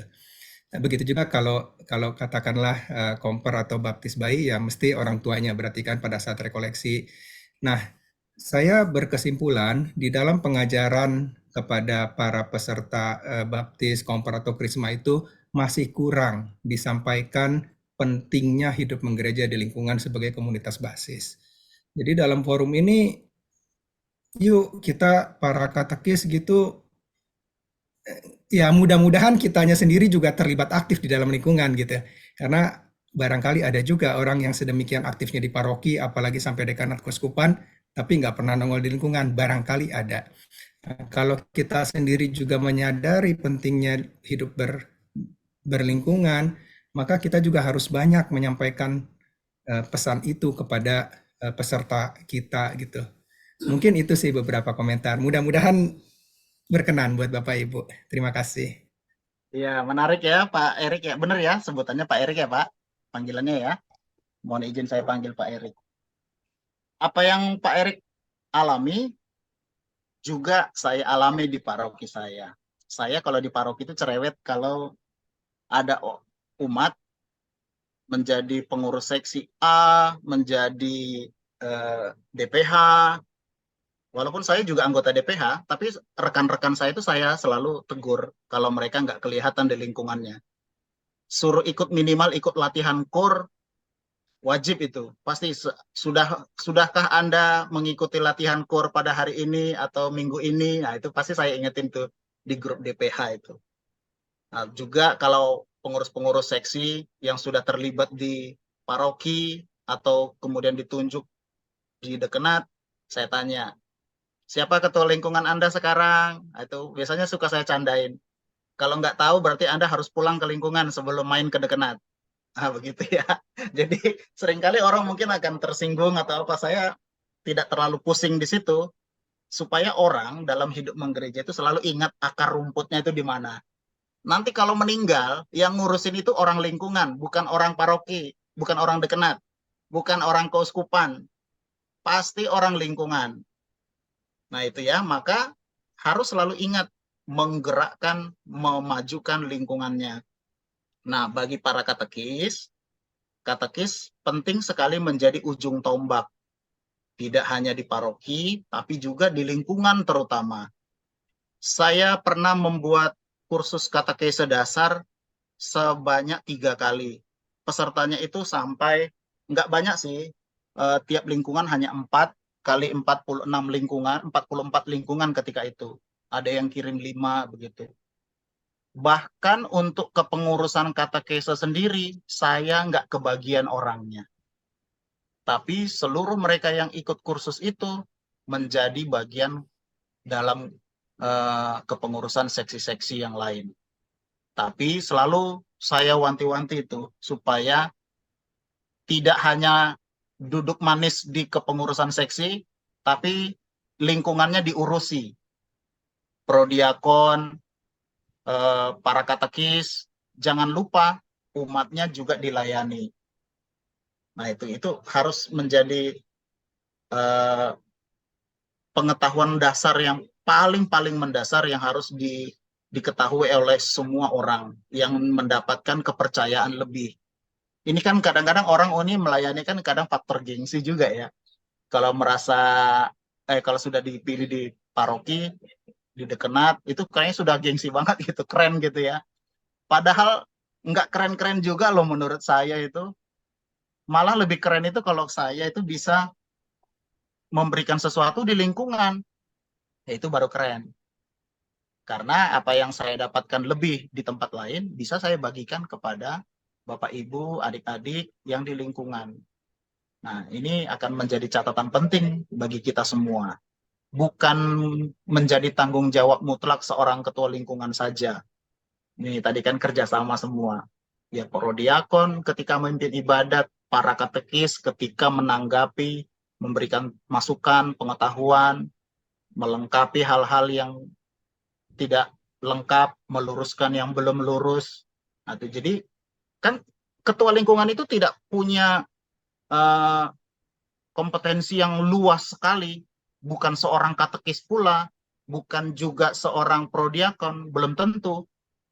Bagus kalau misalnya ketua lingkungan punya kompetensi itu, kemampuan itu juga. Tapi kan nggak semua. Saya yakin nggak semua punya itu. Maka perlu keterlibatan banyak orang. Kalaupun bisa, ya jangan dia yang ngerjain juga sendirian, kan gitu. Nah, makanya disebut komunitas umat basis. Semua berperan. Semua berperan. Memang nggak enak memang jadi ketua lingkungan. Seringkali jadi bemper. Kalau ada undangan-undangan, kirim orang untuk ikut sosialisasi. Kirimkan fasilitatornya 4 orang. Nah, yang hadir itu termasuk di dalamnya biasanya ada ketua lingkungan, termasuk. Fasilitatornya justru kurang. Nah, ini. Jadi, penting menjadi catatan semua. Begitu ya, barangkali Pak Erik menambahkan saya. Iya. Gitu ya Pak Erik. Atau dari Bapak Ibu yang lain ada tambahan? Kalau saya mungkin tambahkan ini ya. Saya mau Ya, menambahkan. silakan Pak Moko. Oke, terima kasih Yulia, Pak Krismas. Tapi yang pertama-tama saya terima kasih pada Pak Erik sudah mengingatkan saya sebagai sekti katekese ya. Oke, nanti untuk berikutnya Pak Erik, mungkin sini ada Pak Dewi juga. Nanti setelah kita Krismas, setelah kita komper, setelah kita baptisan, mungkin daftar pesertanya akan kita sharing di WA di DP Pleno ya Pak Erik ya. biar tahu itu loh, ini umatnya siapa aja. Pasti kan di situ juga ada domisi tinggalnya ya. Silahkan nanti kalau mau di follow up ya, masukannya bagus sih. Sebenarnya kita juga pada waktu Krisma kita juga sudah ngajak kakak-kakak Bia, kakak-kakak Bir ya, kayak yang sekarang ini yang udah rutin malah kayak panitia cap ya. Panitia cap tuh ikut Pak di kelas Krisma terakhir. Mereka masuk di situ ya kan, nanti mereka berkobar-kobar gitu kan pada saat habis Krisma itu kan mereka harus menjadi imam, nabi dan raja.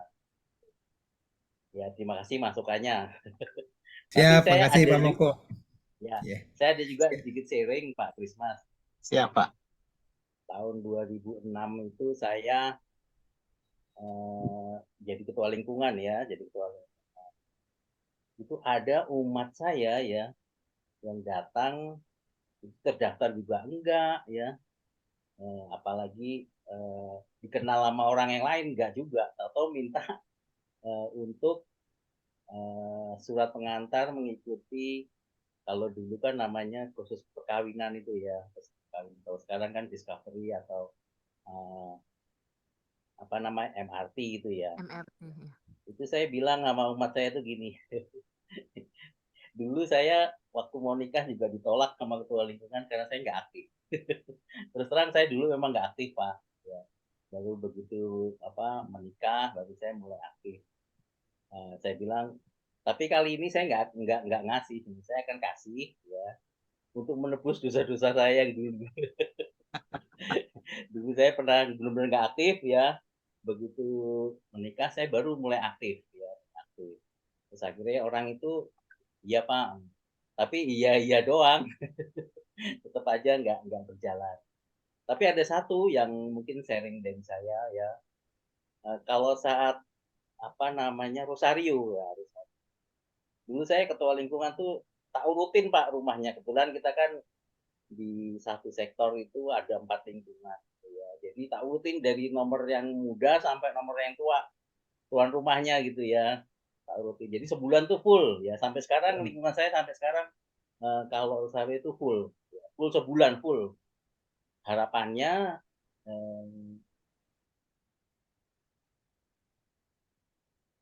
dapat saling menyapa satu dan yang lain. Yang datang juga banyak, 30 ya, hampir 40 juga ya. Dan tuan rumah tidak perlu menyediakan minuman maupun makanan, tapi cukup kolekte aja. Jadi kolektenya itu bisa sampai 6 juta, 5 juta itu sebulan. Tapi sekarang Pak, lingkungan saya masih berjalan seperti itu.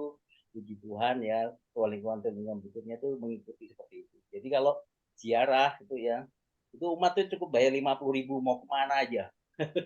Mau kemana aja 50.000. Sisanya ditanggung lingkungan karena dananya memang cukup banyak. Nah itu pengalaman dari saya gitu Pak Krismas. Tapi saya senang ya dapat masukan dari Pak Erik. Mungkin juga berguna untuk pengurus-pengurus lingkungan yang akan datang. Terima kasih Pak. Menarik ya. Bagus Pak. Itu bisa Terima jadi kasih, Pak inspirasi. Pak Moko, boleh saya nambah sedikit lagi Pak Moko. Selain yang tadi, message-nya adalah kita sebagai katekis sering-seringlah memberikan dorongan kepada anak didik kita, kelas apapun, kelas Krisma, kelas Baptis, supaya terlibat di lingkungan. Itu harus sering kita message-kan kepada peserta didik kita. Nah, pengalaman saya sendiri, saya katekumen itu SMP 30 tahun lebih yang lalu gitu. Nah, gara-gara di buku katekumen itu ada 2 daftar. Yang pertama daftar hadir misa, yang kedua daftar hadir lingkungan. Gara-gara itu saya nggak pernah bolos pertemuan lingkungan selama katekumen tuh, minta tanda tangan. Dan sejak saya baptis, kemudian saya terlibat dalam lingkungan terus gitu. SMA saya udah terlibat dalam kepengurusan di lingkungan. Gara-gara waktu katekumen ada tabel ngisi kegiatan di lingkungan. Nah, saya kurang tahu kalau yang sekarang, tapi saya perhatikan kayaknya cuma tabel hadir misa gitu. Jadi habis misa minta tanda tangan romo atau prodiakon. Tapi nggak pernah ada katekumen yang datang ke lingkungan terus minta tanda tangan ketua lingkungan. Ya saya kurang tahu sih, mungkin ada baiknya tuh kalau yang seperti dulu, baik peserta katekumen ataupun peserta krisma gitu ngisi tabel hadir dalam kegiatan lingkungan. Karena ya benar, masa itulah masa mereka ada kehidupan berlingkungan. Demikian Pak Moko, makasih. Itu sih udah ada Pak, di buku udah ada Pak. Dia hadir lingkungan. Ya memang kalau lingkungan kan pas liturginya kan setahun hanya 4 kali, 6 kali sama Rosario. Pas kosong itu ya mereka mungkin nggak bisa isi. Tapi kalau Rosario rata-rata mereka penuh juga. Penuh sih Pak, ngisi kok. Oh, berarti umat saya aja yang bandel, nggak pernah. Di tempat Pak Erik Ya, kan baik. belum banyak yang ikut katekumen loh. Ya, katekumen nggak gitu banyak, tapi kayak Krisma kemarin cukup ada gitu. Di Krisma juga ada tuh Pak bukunya untuk Siap. kegiatan. Ada yang Oke. kemarin terakhirnya ada. Saya lihat Oke, ada. ya makasih. Ya, Mungkin Pak. saya tambahkan juga, boleh saya sharing sedikit ya pengalaman di lingkungan saya. Ketika ada yang umat kan mintanya memang ke ketua lingkungan ya untuk tanda tangan untuk krisma atau untuk baptis atau untuk pernikahan gitu. Kalau di saya itu langsung ditodong kalinya tuh udah langsung ngeluarin agenda nih. Misalnya nanti kebetulan kemarin itu kan dari BKSN terus Rosario terus nanti ini ada bulan keluarga itu udah langsung Pak silahkan mau pilih tugas yang mana gitu. Jadi kayak langsung ditodong gitu. Pada saat datang untuk minta tanda tangan, itu langsung disilahkan apakah mau mengisi tugas yang apakah ada talak. Mungkin kalau di lingkungan kita juga ada ya yang tugas terlibat partisipasi kegiatan di gereja juga atau mungkin yang di kegiatan di lingkungan, ketempatan atau bertugas apalah gitu yang kegiatan-kegiatan di lingkungan. Jadi mungkin bagus juga lingkungan itu udah buat agenda mungkin sekian 3 bulan ke depan misalnya paling enggak ya atau setahun lebih bagus ya gitu kalau jadi udah langsung disodorin tuh ke yang minta tanda tangan jadi langsung silakan ketika mendaftar di lingkungan langsung silakan untuk partisipasi jadi nggak dibiarkan terlepas tapi langsung diikat ya istilahnya langsung diikat gitu diajak untuk datang atau ketempatan atau bertugas nah di situ mungkin baru di situ intens untuk pendekatan gitu. Mungkin itu sih kalau sharing dari saya. yang bisa dilakukan ya? Saya menanggapi dikit. Iya. Dalam kondisi tertentu, dengan karakter umat yang siap sedia, apa yang dicontohkan tadi, sharingnya Bu Lia, baik, menarik gitu ya.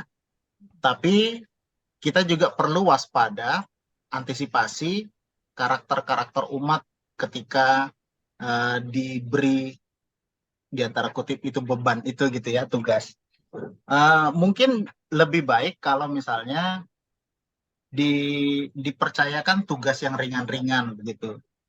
Yang ringan-ringan dulu, yang penting dia merasa nyaman, enjoy begitu ya, dan dia bisa menikmati proses-proses pertemuan di lingkungan itu, bisa menikmati dulu gitu. Baru nanti kemudian setelah dia ini kan dalam bercanda-bercanda ringan-ringan kita itu bertanya, menurut Ibu, Bapak, enak nggak tadi kalau dapat tugas ini gitu? Atau mau tugas yang lain, misalnya yang ini. Mungkin juga dia belum tahu kalau tugas ini ngapain, tugas yang lain, tugas C ngapain gitu ya. Nah, nanti sambil dijelaskan satu persatu di situ. Tugas menjadi lektor misalnya, tugasnya nanti begini, atau tugas jadi pemandu kolektor jadi seperti ini gitu ya. Jadi pelan-pelan, jangan langsung ditodong dengan tugas-tugas yang agak, bisa saja dia nggak enak ya, sungkan untuk menolak, lalu lama-lama nanti jadi kapok gitu. Tapi dalam beberapa karakter umat yang dengan semangat 45, wah itu manjur banget tuh gitu. Iya Pak, betul Pak. Iya. Jadi memang variasi tugasnya juga ada yang ringan, ada yang agak skala berat gitu ya. Mungkin umat bisa memilih Betul. gitu ya. Benar. Yang mana sambil dijelaskan lebih jauh ya kegiatan-kegiatan di lingkungan itu apa saja gitu ya. Betul. Syukur-syukur kalau dia punya talenta bagus, misalnya bisa bernyanyi, maka dia bisa jadi sopranos, jadi solois misalnya kan. Ya. Gitu. Kalau dia punya talenta-talenta khusus gitu, langsung diberdayakan. Ya, siap Pak. Oke, Bapak Ibu yang lain? Mungkin ada yang dari Bu Vega. Saya bacakan ya. Mohon izin bertanya lagi, teman kantor saya curhat kalau orang tuanya dulu aktivis di ME atau paroki. Sehingga selalu sibuk dan bahkan tidak punya waktu untuk keluarga. Sehingga dia dan adik-adiknya tidak pernah mau terlibat apapun kegiatan di gereja. Mohon pencerahannya, Pak. Ya, ini aktivis di ME malah ya. Aktivis ME malah keluarganya malah jadi kurang perhatian gitu. Harusnya malah lebih baik lagi. Ya, itu yang tadi saya katakan, motivasi juga akan mempengaruhi bagaimana orang mempunyai spiritualitas, motivasi pelayanan. Tampil di mana-mana, tapi kalau seperti perumpamaan Yesus tentang penabur jatuh di tanah berbatu begitu ya, akarnya tidak dalam, sehingga ketika muncul persoalan, dia kemudian menjadi kesulitan untuk bertahan. Jadi motivasi ketika kita memutuskan untuk ikut terlibat dalam pelayanan haruslah murni benar-benar pelayanan. Bahwa apa yang kita lakukan semata-mata demi kemuliaan Tuhan. Kemuliaan Tuhan itu bukan kita bisa berbuat sesuatu untuk orang lain lalu kita mendapatkan pujian, tetapi membantu kita dalam pembangunan pribadi dan pembangunan keluarga. Tuh, keluarga itu jangan sampai tertinggal. Jadi nanti jangan sampai juga kita sudah jadi katekis atau jadi prodiakon atau jadi yang lain-lain, malah anaknya nggak keurus seperti yang dikatakan tadi. Itu terjadi bisa karena orang lebih banyak meluangkan waktunya keluar. Lalu di dalam pembangunan iman di dalam terlupakan. Itu yang miss.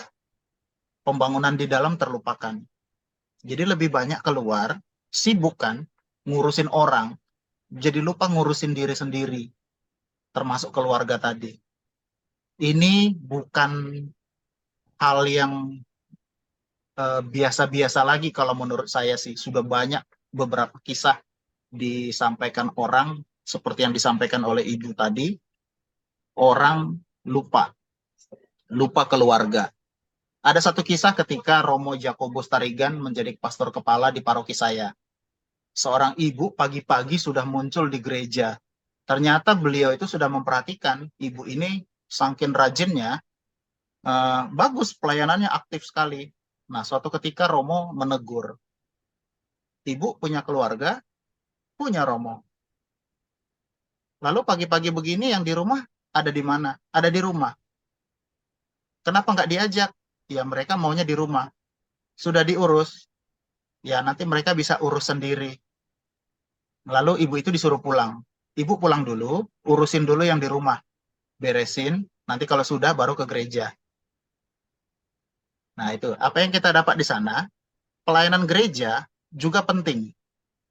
Tapi kita jangan melupakan tugas utama kita, pelayanan di rumah, keluarga. Itu tugas pertama kita.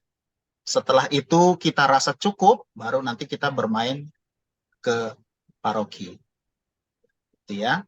Tapi bukan berarti nanti jadi alasan, wah saya ngurusin rumah dulu, lalu saya nanti dulu ke paroki. Tidak juga begitu. Itu cari-cari alasan saja itu. Nah, tapi kita bijaksana bahwa berjalan beriringan, tetapi kita mampu secara bijak meletakkan porsi yang sesuai. Nah, saya kira itu mungkin bisa membantu mencerahkan, Bu. Baik, Bu Vega, demikian penjelasan dari Pak Krismas. Bu, Ada yang boleh lain? izin bertanya?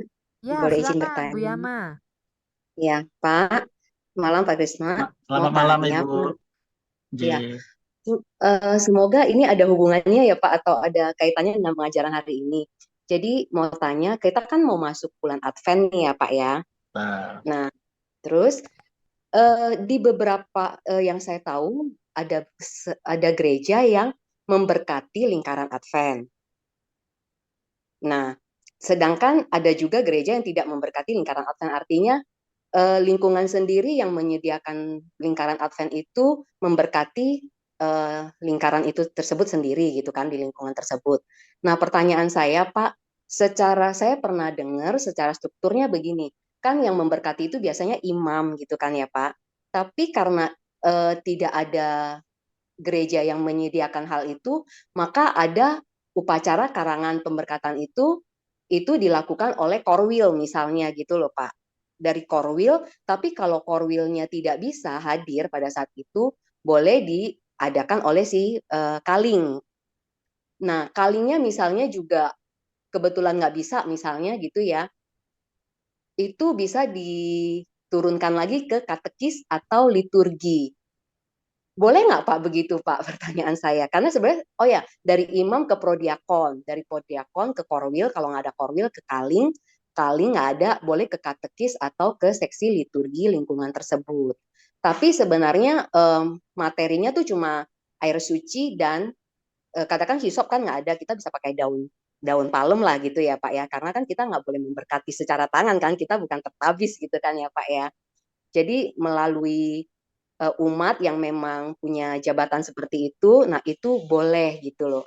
Nah, tanggapan Pak Krisna gimana? Bisa nggak Pak kalau dari umat sendiri yang mengadakan pemberkatan itu gitu loh Pak? Terima kasih ya Pak. Terima kasih, Bu Yama ya. Iya. Ya. Ibu pernah mendengar kata sakramen? Iya Pak. Nah, sakramentali? Baru kemarin diajarin ya. Ya, jadi ada namanya sakramen, ada namanya sakramentali. Kalau sakramen kita sudah tahu ya, semua yang berkaitan dengan sakramen-sakramen. Nah, kalau sakramentali adalah aktivitas yang berkaitan dengan peribadatan yang mengarah kepada tindakan sakramen. Mengarah ya, tapi bukan tindakan sakramen. Nah, contohnya apa? Pemberkatan rumah, midodareni, gitu. Memberi tanda salib di kening anak, itu sakramentali. Nah, pertanyaan Ibu langsung bagaimana dengan pemberkatan Corona Advent, begitu kan? Nah, itu juga Iya, betul, termasuk Pak. sakramentali. Nah, pertanyaan berikutnya, siapa saja yang boleh melakukan tindakan sebagai pemimpin dalam ibadat sakramentali, begitu ya? Tentu Iya, Pak. orang-orang yang punya pengetahuan, terutama ya, pengetahuan iman yang lebih baik. Karena kalau pengetahuannya tidak mencukupi, nanti tindakan sakramentalinya bisa ngawur begitu ya. Kreasi jadinya terlalu kreatif, berinovasi, lalu mulai mengarang bebas begitu. Tapi itu Ya, harus tetap ada rambu-rambunya begitu. Bagaimana memperlakukan air suci, bagaimana ibadatnya. Nah, itu harus ada. Nah, termasuk di dalamnya Corona Advent yang diberkati, ya sah-sah saja sejauh dia punya kualifikasi untuk itu. Sudah tahu bagaimana caranya memimpin ibadat sakramentali. Nah, kalau tidak ada prodiakon, ketua lingkungan tentu harus belajar juga. Suatu saat kalau prodiakon saya berhalangan, ya saya sebagai ketua lingkungan harus siap membackup. Nah, begitu ya, bisa memimpin ibadat. Maka perlu, seperti sekarang ini, pembekalan-pembekalan seperti ini perlu diikuti, supaya ada pengetahuan-pengetahuan dasar di sana. Cara memimpin ibadatnya, esensinya, mengapa? Nanti kalau ada umat bertanya, kenapa harus diberkati Corona Advent-nya? Nah, pemimpin yang melaksanakan ibadat sakramentali harus bisa jawab. Jangan hanya bisa memimpin saja, nanti menjelaskan nggak tahu. Wah, begitu ditanya umat bingung. Wah, ini salah ini begitu. Lalu keringat dinginlah ketua lingkungan atau prodiakonnya. Jadi tahu dulu pengetahuannya, baru ikut melaksanakan. Nah, esensinya apa sih harus dilaksanakan pemberkatan itu? Corona Advent, tidak mesti harus pastor tertahbis. Tidak mesti. Kalau ibadat Midodareni atau 7 bulanan, 40 hari, itu kan tidak selalu harus pastor. Ketua lingkungan boleh, prodiakon boleh, tapi disarankan kan prodiakon atau katekisnya, karena mereka punya pengetahuan itu. Sehingga begitu ada pertanyaan umat, mereka bisa menjelaskan mengapa acara itu dilaksanakan. Gitu ya. Lalu, baik.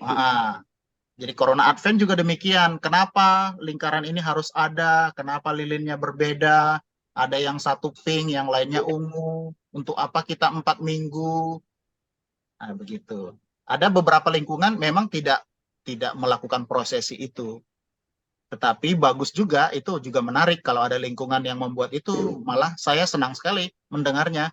Berarti lingkungan punya inisiatif tuh untuk mewujud nyatakan simbol-simbol Advent lebih dekat ke umat. Artinya mereka bisa melihat sendiri bahwa proses di lingkungan itu ini loh sesuai dengan momennya. Jadi mereka tidak hanya menunggu harus datang ke gereja kan, tapi di lingkungan ada simbol yang terdekat. Menarik itu sekali Bu, bisa ditularkan ke lingkungan lainnya.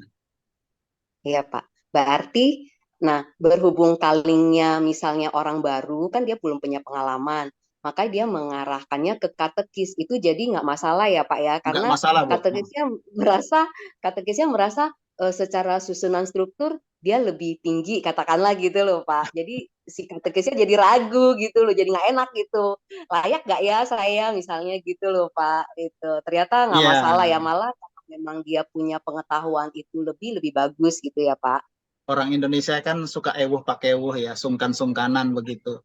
Jadi lalu memainkan hierarki-hierarki ya, kalau nanti pastor berhalangan baru prodiakon, terus korwil, atau kalau ada DPH di lingkungannya DPH dulu. Nggak perlu harus Iya, begitu Bu. Artinya oh iya. tunjuk saja langsung antara prodiakon dengan katekis begitu. Kalau memang ada di lingkungan itu, beri tugas untuk dua bagian itu untuk ibadat-ibadat Iya. sakramentali. Oke. Begitu Baik Bu. Pak Krisna, makasih ya Pak, udah jelas Sama-sama Bu. banget. Terima Ya. kasih. Ya. Baik, terima kasih Bu Yama. Kalau sudah masih ada pertanyaan, kalau sudah tidak ada, mungkin kita sudahi sesi malam ini. sepertinya sudah cukup jelas kan Bapak Ibu sekalian secara langsung sudah langsung terjun juga ke lingkungan ya pastinya ya. Iya. Dan akan seperti tadi dikatakan oleh Pak Krismas tadi, harus menjadi bintang bagi orang lain ya, dengan melaksanakan tugas-tugas pelayanan di gereja tadi. Oke, sebelum kita menutup sesi dengan doa, kita foto dulu ya, sepertinya ya. Kita foto bersama dulu. Doa Bu, dulu aja. Oh, doa Iya, dulu. doa dulu aja. saya Oh, luruskan Bu ya. Takutnya nanti Ya. salah kaprah. Menjadi bintang jangan jadi superstar, tetapi menjadi terang ya. Terangnya ya, terangnya yang mencari ya, tentunya dengan tugas-tugas kita Iya. 5 tugas pelayanan tadi ya yang kita lakukan. Oke, terima kasih Pak Krismas Sama-sama Bu. untuk koreksinya dan juga untuk pengajarannya malam ini, memberikan pencerahan dan juga dari Bapak Ibu sharing dan pertanyaannya tadi.